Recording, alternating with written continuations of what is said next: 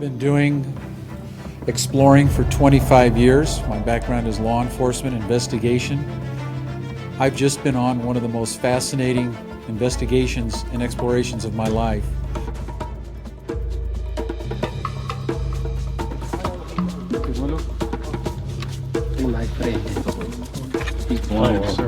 I'm in a monastery that's well over 1,000 years old in the highlands of Ethiopia. We are told that this man is 120 years old. In the 1950s, a Frenchman by the name of Ferdinand Navarro claimed to have found wood from one of these glaciers. We've just hiked for about 3 days solid, very little rest, to get to this site of the Ahura Gorge. And we're here primarily to see if any of the eyewitness accounts throughout history have any merit. In this stone cavern, we find these bones. We're told that they're 800 years old and that they're Egyptian. We're told that they came here seeking the second Jerusalem. The big question is, why did they come to this ancient city?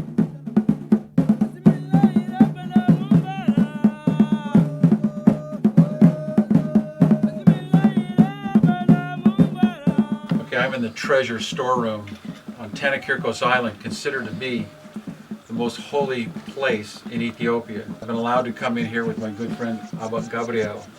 Abba Gabriel has allowed us to see the implements that are in this storehouse, starting with these meat forks. These, if they're not the original, which I don't think they are, I think they're models or replicas of the meat forks used at the temple in Jerusalem. Hey, nicely. How are you? Well, the guy in the Tonko just dropped off the fish for the monks. He's a fisherman, just dropped off the fish.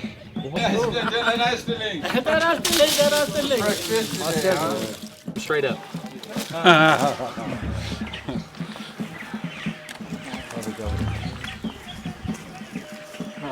Son. His father. This object has, just from sheer age and fatigue, has meant over. This is the book that has caused a lot of controversy in the world because it's making a claim that Jesus Christ came to this island. These kids, a lot of them orphans, could really use your help. They have nowhere else to get help.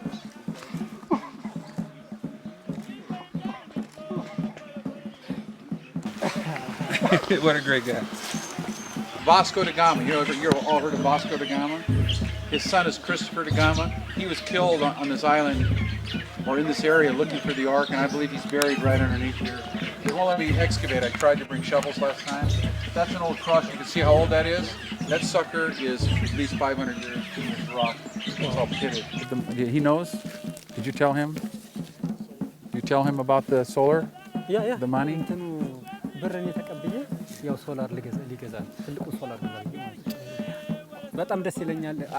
happy.